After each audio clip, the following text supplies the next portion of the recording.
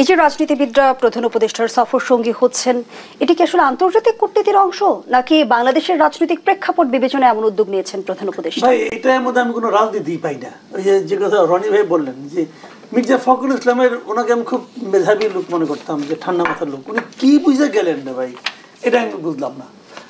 যেদিন গেলেন ওনারা, ওই দিন আমি শুনলাম যে এই প্রেস সেক্রেটারি বলতেছে যে এরা আমাদের রাজনৈতিক, আমাদের সরকারের অংশীদার হিসেবে তারা গেছেন। যখন তারা বলেন, বিএনপির পক্ষ থেকে এটারও কোনো প্রতিবাদ করলো না। এখন যদি বিএনপি এই সরকারের অংশীদার হয়, তাহলে এই সরকারের ভালো মন্দ সব কিছুর দায় কিন্তু বিএনপির উপরে আসে। বিএনপিকে ভালোটার ক্রেডিট ওরা পাবেন, আবার মন্দটারও দায় ওনারা কিন্তু। আবার অংশীদার হলো জামাতে ইসলাম, আবার অংশীদার হলো এনসিপি। প্রথমে বিএনপির 2 জন, জামাতের 1 জন, এনসিপির 1 জন। পরে ওনারা আবার গোসা করলেন যে ওনার 2 জন কেন, আমাদের 2 জন নয় কেন, আবার ওনাদেরও 2 জন করে নেওয়া হলো, মানে 3 জনের 6 জন। কারণ অন্য দলগুলি তো ইউনুস সাহেব দলই মনে করেন না। কারণ আমরা দেখবেন সবসময় যখন ক্রাইসিস হয়, প্রথমে ডাকে এই 3 দলকে, বাদ বাকি কোনো দল নাই।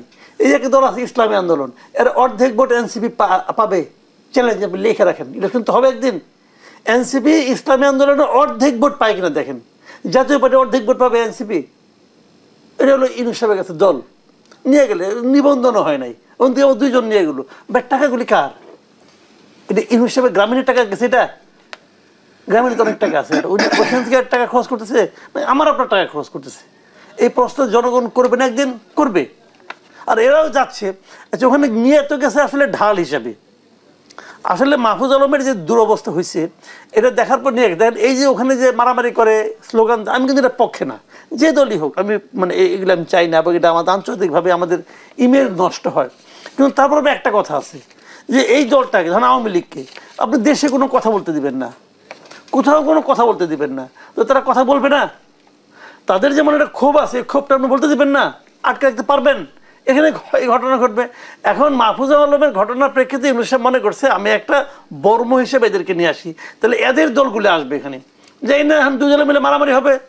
2 জনে যখন মারামারি হবে, তখন তো আরেক বিজ্জতি। দেখেন 2 দিন পরে আমেরিকাতে সব বাইকে দেয় কিনা, এটা হইতে পারে। ট্রাম্প যে পাগল, বাড়ি করে দিতে পারে, যারা মারামারি সব বাইকে দাও, শিকল দিয়ে বাইন্দা দেশে পাঠিয়ে দেবো। আপনি কি এগুলি হচ্ছেটা কি? মানে ডক্টর ইউনুস সাহেব করতেছেনটা কি, এটা তো বুঝলাম না। ওনার মানে এই সমস্ত কাণ্ডজ্ঞান ওনার মধ্যে কাজ করে না তো আসলে। উনি আছেন ওনার ব্যক্তিগত স্বার্থ নিয়ে, যে উনি কী করবেন, কী হবে। এই যে আজকে মনে করেন ইউএই আমাদের ভিসা বন্ধ করে দিল, ডক্টর ইউনুস এত আন্তর্জাতিক না, তো একটা ফোন করতো, তার কাছে এদের নিয়ে এই আমেরিকা যাওয়াটা বড় জিনিস। এবং গোয়েন্দা সংস্থার তথ্য মতে জানা গেছে যে আওয়ামী লীগ ইতিমধ্যে স্লিপার সেল গঠন করেছে, উদ্দেশ্য দেশকে অস্থিতিশীল করা। ভাই শোনেন, কেন তারা করতেছে ওটাও বুঝতে হবে। হ্যাঁ, হয়তো বলবেন যে না, আওয়ামী লীগের দেশ থেকে আপনারা ভাগাই দিয়েছেন, আওয়ামী লীগ ক্ষমতাচ্যুত করছেন, এই জন্য করছে। হ্যাঁ, এটা একটা বড় কারণ হতে পারে।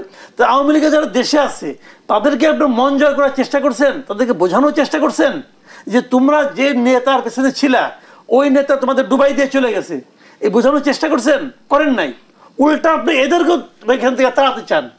কেউ বাড়িতে থাকতে পারে না, মামলা মোকদ্দমা এক একজনের নামে 10টা 12টা করে মামলা করছেন। যে কাজ আওয়ামী লীগ করতো বিএনপির বিরুদ্ধে, জামাতের বিরুদ্ধে, এই গভর্নমেন্ট তাই করতেছে। তাহলে কেন? তো এখন যদি আপনি এগুলো করেন, তাহলে ওনারা তো ওনাদের কাজটাই করতেছে। এটা তো স্বাভাবিক একটা মানবিক বৈশিষ্ট্য, তাই না? এগুলি শুনেন ভাই, আমি একটা বেসিক সবসময় কথাটা বলি যে বিভক্ত জাতি কখনো অগ্রসর হইতে পারে না। শেখ হাসিনা এই দেশটাকে বিভক্ত করছিল মুক্তিযুদ্ধের চেতনার নামে। আর এখনকার সরকার এবং সরকারের পিয়ারের দলগুলো, তারাই জাতিকে আবার তার চেয়েও দ্রুতভাবে বিভক্ত করতেছে এই জুলাই চেতনার নাম বলে।